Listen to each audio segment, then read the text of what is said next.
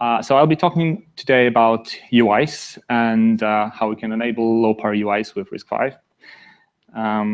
So our company is a 20-people company that is working with quite a lot of new technologies. And a lot of them are 3- or 4-letter abbreviations, you probably know. So today I'll be talking mostly about HMI and FPGA. Mostly what we do is services, but we do develop quite a lot of own platforms and tools. So that's one of them.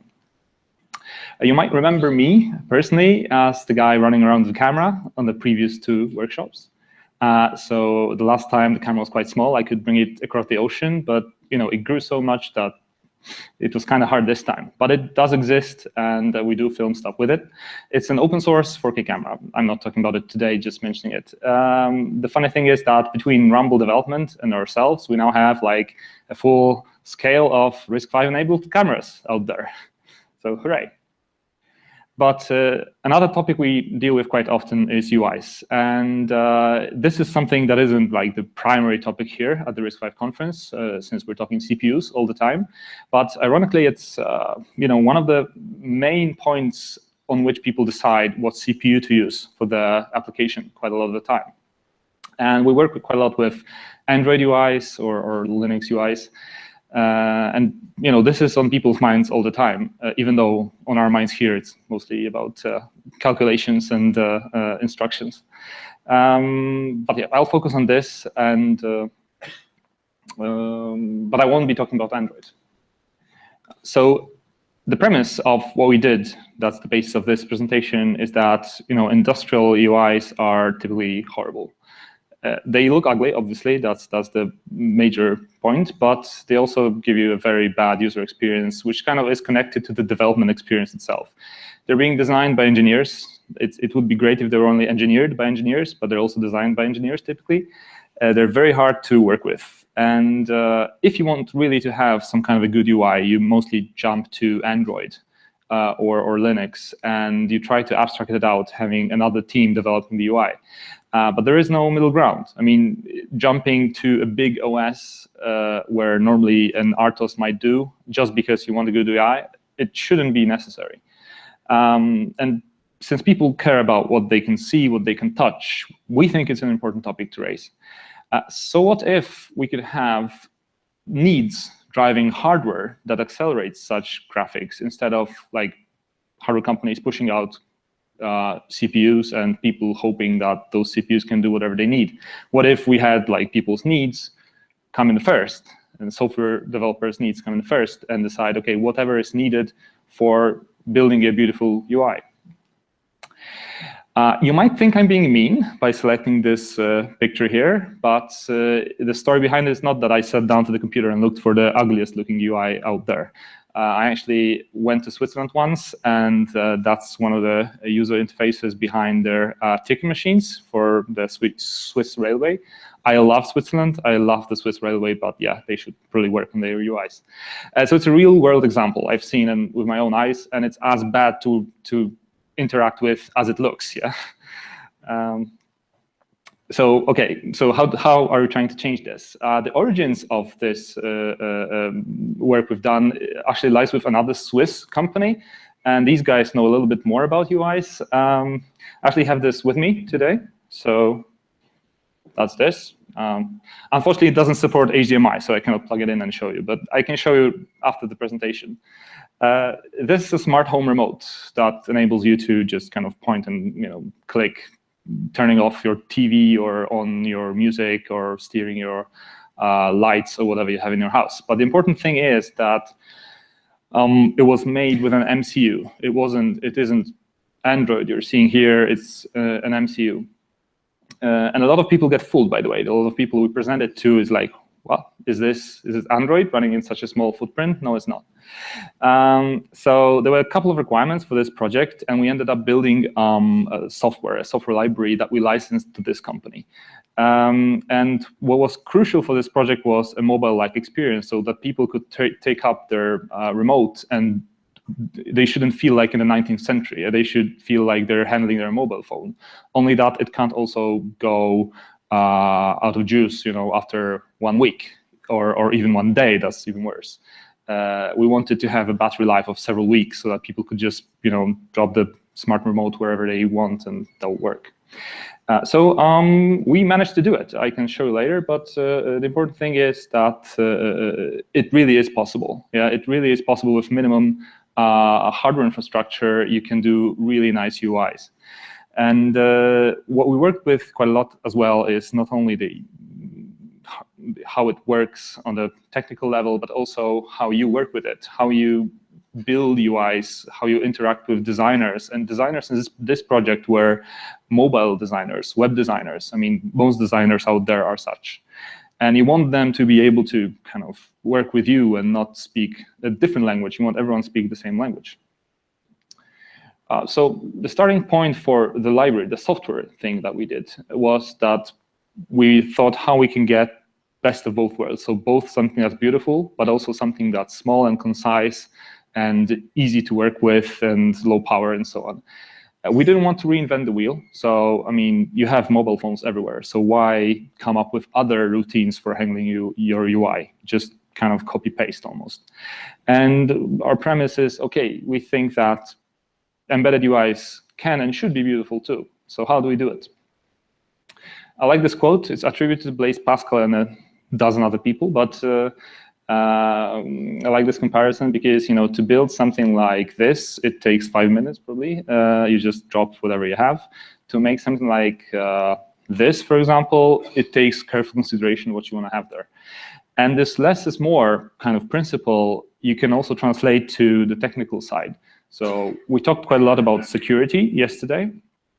And then the less you have, the less complicated your solution is, the more secure it is, the faster it boots, the less prone to bugs it is. There's a lot of good stuff about using, for example, a small RTOS instead of Linux or Android if your device doesn't need it. Of course, if your device can benefit from Linux or from Android. We're fans. I mean, most of our work nowadays focuses around Linux and Android, so this is not like a pitch against those systems. But it's more like there's a huge class of systems that don't actually need this. So our inspirations on the kind of visual side were things like Nest and generally mobile UIs, so minimalistic style UIs. And we built a library that kind of does what I was talking about. It's on the technical side, it's an object-oriented library that helps you build UIs with XML and gives you widgets that you can reuse and gives you the possibility to remotely update and so on. But the important thing is it runs on MCUs and it follows good programming practices. It follows common sense. I mean, we're not automation people, we're computer scientists, so we design a library that kind of goes well with this mindset. I won't talk about potential applications. There's so many of them, but you probably might imagine what they would be. I'll briefly go through what is in the library, and before I get to the interesting part, the interesting part is being, okay, how does it kind of work with RISC-V and so on. So we wrote it in C++ and gave it support for different layers, different formats, fonts, of course. You want to write things in a nice way and have kerning and things that people care about. You want to have support for PNG, JPEG. You want nice images, crisp images. You want to control your drawing fully. So that's kind of an example of how you write something in the GUI, like regular C++ code, object-oriented. We also figured out that modern developers are mostly web developers, and if you want to give them tools to build a UI, they shouldn't be writing code, because that's 20th century. You want to have them writing something like HTML. Well, we call it XML here, but we're trying to be as close to HTML as possible, yeah, with just standard widgets, and kind of you can probably recognize this notation. We also implemented something like Pareto CSS because why not? So we call it Pareto CSS because it's like 20% of the functionality that covers 80% of the use cases. It really simplifies your XML. So before and after was like a huge reduction. Also, we gave it callbacks. So there's some simple callbacks already implemented. We're looking at extending this functionality because you could think about embedding a JavaScript library into the code and running it on an MCU and having all sorts of callbacks that graphics people could write. So you would, instead of having programmers program the callbacks for the graphics guys, you could actually have the almost non-embedded people writing embedded UIs. Why not? And we had all those interactions and animations that you just expect from a solution like that. Yeah. So if you hold up your mobile phone, you intuitively almost kind of swipe things and long press to have another action and so on. So we just copied that. We initially developed it for ECOS because that's what we were using in that project. But actually, it's quite an independent thing. So we did port it to FreeRTOS with Google, by the way. I'll tell a few words about this in a second. It's also like libc compatible. We're saying POSIX compatible, but we're not really requiring a lot of POSIX. It's mostly that the reference implementations that are using POSIX threads and so on. We have a PC simulator, you can call it. Yeah, so you can have your Mac or Linux PC and just run the UI as it is. We actually also run it on Raspberry Pi. So even though I was saying like Linux this, Linux that, we can run it on Linux as well if you need it. So some of the things that we've built with it, one of them was a pretty interesting example. So we're part of the IPSO Alliance, and there's this possibility to standardize your smart objects and talk to them in a known way. You just download an XML schema from the web, and you know how to talk to your smart objects. So mapping this on a widget-based configurable UI that's kind of rendered dynamically from XML, we got like, okay, we detect a smart light or a smart socket, and we automatically generate a UI that corresponds to this. And also, this UI is not only just generated on the whatever it looks, but also the this communication behind the scenes. Yeah, so you press a button, and since everything is defined, you know how to talk to the smart light, you know how to talk to the smart socket. So we could really get a lot of dynamism into this with pretty simple tooling. Another example of work with Google, just to show that this is really like a mobile phone. We built this material design theme. I could show that as well later on. I have a movie showing how it reacts. We wanted to give people a feeling that embedded systems don't have to be this ugly little device. They're computers nowadays. Even though we're running it on MCUs most of the time, they're so powerful compared to what we had like 10 years ago that you can do stuff that really looks and feels like your mobile phone or tablet, and the graphics correspond to that. We also have this emulator that we integrate with all of it, and we can run the library inside the emulator. So simulating all the silicon that runs the framework, we can also really run the code as if it was the real hardware. But that's kind of on the side of what I'm talking about today. So the interesting part. So we wouldn't be ourselves if being part of the RISC-V, we wouldn't think about, okay, what if all this software work that we've done could also drive some relevant hardware that could help us to do whatever we're doing, not only on a specific chip that has this little accelerator that enables us to do nice animations and so on. What if we had our own? And what would that mean for RISC-V and so on? We chose Zinc as our example platform, first development platform. We would have liked to develop in the Sci-Fi Freedom, but yeah, I have to say that we might do this now, yeah, but it wasn't available at the time. Anyway, Zinc is great. A lot of people use it as a development platform because it has the hard cores there and the peripherals, and you might slowly kind of fade into it and exchange parts of your solution with custom IP once you're ready. So a proper GPU, so you might not know, or you probably know, a lot of you know that Zinc doesn't have a GPU. Yeah, so if you want to run some graphic stuff on Zinc, you still have to implement some kind of even basic IP to do anything meaningful. And a proper GPU that you can license from some companies takes up so much valuable FPGA space that it just doesn't make sense. I mean, why buy a Zinc if you're using up all your space just to get a graphics card that works like you bought an IMX6 or worse, actually? So the thing I was talking about at the beginning, a lot of people choose their solution based on the peripherals it offers, and one of the peripherals is the graphics part. So a lot of people wouldn't be able to use Zinc just because it doesn't offer the graphics infrastructure that it needs.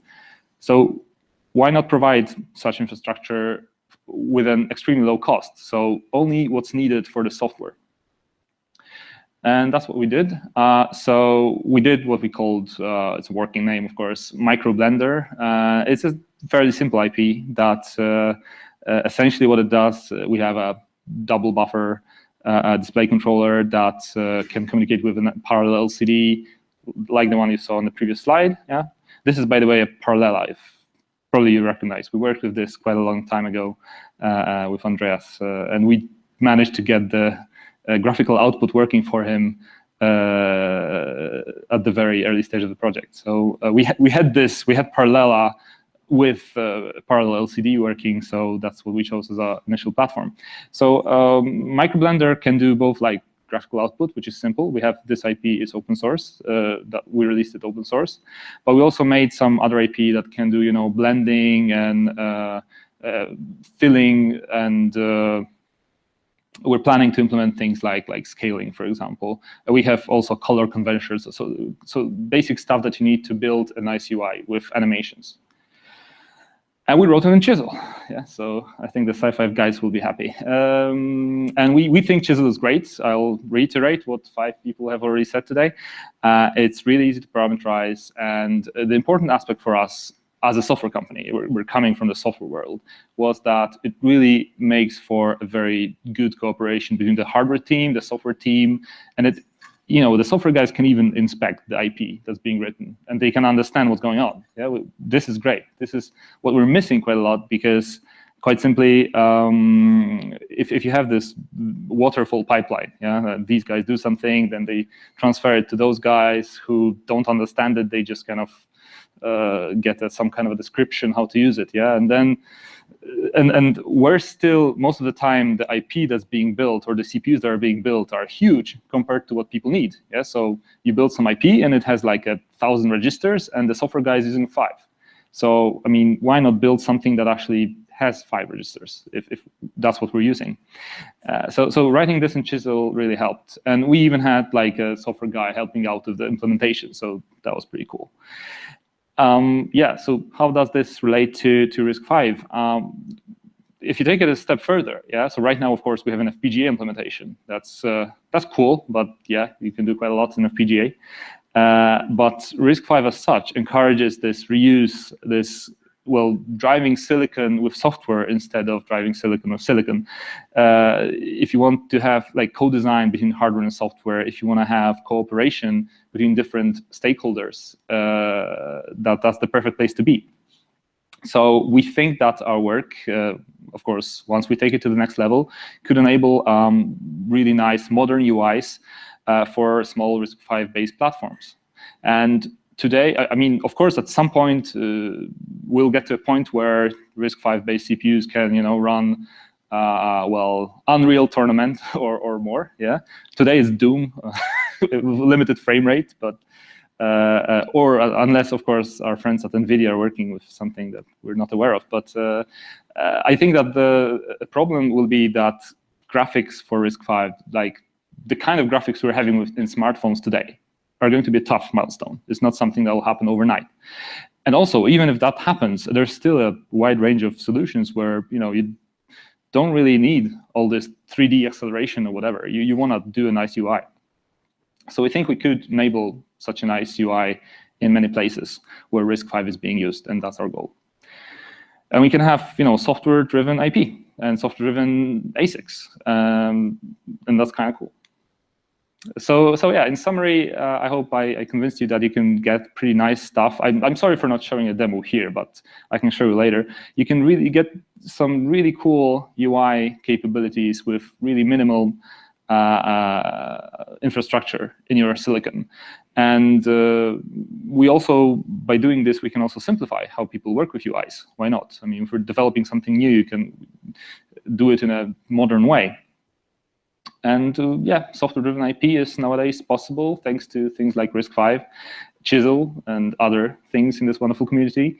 And we're looking forward to kind of work with the community to do something interesting with what we're developing. Thank you.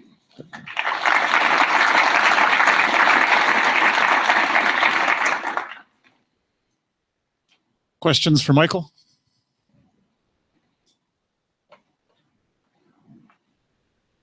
Everyone wants wants to eat lunch, you know. You have a question? So have you heard of projects such as the Gameduino or the Gameduino 2 by any chance? We've heard of it, yeah, but what's the question? Well, why would you elect to create your own GPU instead of relying on something like those? Like the Gameduino 2, for example, I've seen was driven off of just a 16 megahertz Arduino with an Atmega core, and it was full swipe and pinch zoom and everything else. Like it had quite a bit of graphical power. What motivated you to start out with a greenfield design on FPGA? So things like the Gameduino 2, and generally speaking, those small displays you see in many places, some of them are driven over SPI. Some of them are limited to very, very small screens, for example. Yeah, so we're talking not doing any kind of UI. We're talking smartphone class UIs. I'm sure you can kind of get pinch zoom or a limited functionality with other solutions. But if you really want to have a UI ecosystem where you're working with your code in a modern way, where you don't have to use hacks, where you can drive big displays, where you can have lots of widgets and so on, like memory support for graphics and so on, this is not possible for Atmega. You can trust me. So you can see a lot of nifty demos out there on the web, but you can plug things together and run Doom or do stuff. But we're talking real industrial class UIs where you do need, for example, RAM. To hold all these buffers, all these graphics and so on, you probably need several megs of RAM for a reasonable resolution. I agree you don't need a lot of speed in your MCU. So I don't think the clock frequency is the most important part. But if not clock frequency, you do have to have some kind of accelerator to drive this. And once you get to bigger display resolutions, especially, and you want to keep a high FPS, you do need the processing power somewhere. So an Atmega will not do. In this remote, for example, we had a dead set requirement to keep a very high frame rate, because what these guys were comparing to was an iPhone, even in the official video for this. Yeah. So of course, we could probably get quite a good result with something smaller, but we ended up using the STM32 here since quite simply, otherwise we wouldn't have met the requirements. And I think that modern UIs, well, are kind of demanding. My claim is, though, that they're not that demanding. They don't really require Cortex-A style and CPU, yeah, or they don't require Linux. You can actually do it without jumping straight into the big world. Oh, yeah, great talk. I just had a quick, you kind of half answered this, but it'd be interesting to know the range of resource requirements, like in terms of on-chip RAM, on-chip gates, and off-chip memory. You sort of alluded to like a few megabytes of off-chip for the bigger ones. What's kind of the range that you see for this graphics engine? So it depends on the resolution, of course. Quite simply, to like double buffer stuff and so on, you will need for small resolutions. And for example, 16-bit, you might kind of get away with a megabyte of RAM. For whatever we were doing here, you'll need like 8 megs. That's the kind of sizes we're talking about. So it is kind of mid-range, but it's not extremely much. Yeah, it's reasonable, I would say. And in terms of like CPU speed, I mean, these CPUs have like 168 megahertz, for example, and we're not really relying on the CPU so much. It's mostly because there's this additional 2D DMA IP that kind of moves things around and so on. That's why how you can get the scrolling and so on. Anyone else? No? Okay. Good. Thank you. All right. Thanks, Michael. Thanks.